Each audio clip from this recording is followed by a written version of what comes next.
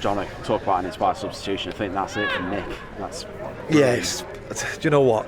I've stood here with you and I've asked certain questions of the players, obviously in the changing room and during the interviews. You know, both me and Bernard have done that, because it's not about just being critical, but it's about finding answers to the problems. And what they have shown, what people would consider a bad run during this run, is that in probably 4 or 5 of them games we scored goals in the last 10 minutes. Alright, some of them ended up in wins, but keep scoring late goals, staying in games, finding ways to win games. Even, I mean, that was 10 men, which was, is another story in itself. But to be down to 10 men and to concede, and then obviously to get the winner with 5 minutes to go, it's great. Really happy for the lads. They've earned that win today. They've grafted. Pitch is absolutely abysmal.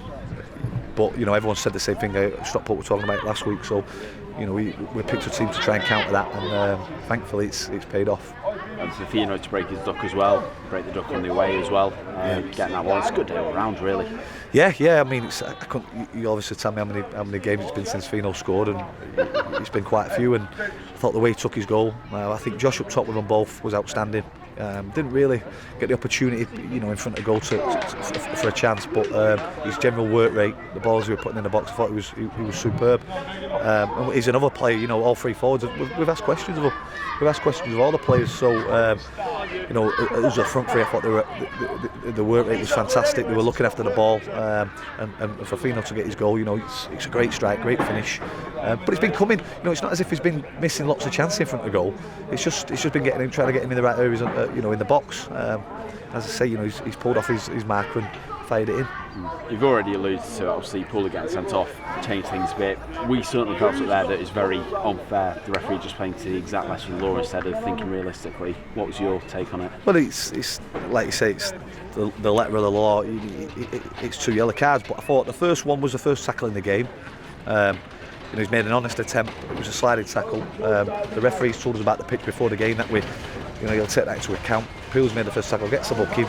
And you're going to have to watch the highlights when he's, the second booking. He's tried to play the ball out left. It's not like he spanked it over the stand to get rid of the ball. He's tried to play out to Stephen O'Halloran. And I don't like it when keepers come running 50 yards, because the ref wouldn't have done it. I honestly believe the ref wouldn't have shown him another card, and the keeper not ran to the halfway line and made a massive big deal about it. So disappointing, obviously disappointing for Pooler because he's going to miss a game now. There's no way appealing because it's 2 yellow cards. But listen, at the end of the day, it's what happens in football. We had it with Brad the other week, didn't get back into the game, and today we've found a way of getting back in it and winning it. And just finally, that sets up to go down to the wire, back into playoffs after results elsewhere. So all to play for next weekend. Yeah, I think when the fixtures come out again at season, it paired us with Darlow. There's always going to be something riding on it. So it's another game of football. It's a massive game. I know how people will try and dress it up because we were playing against, but at the end of the day, it's an opportunity to stay in the playoffs now. We're 5th in the league. If the results go right, we can potentially finish 4th, maybe 3rd.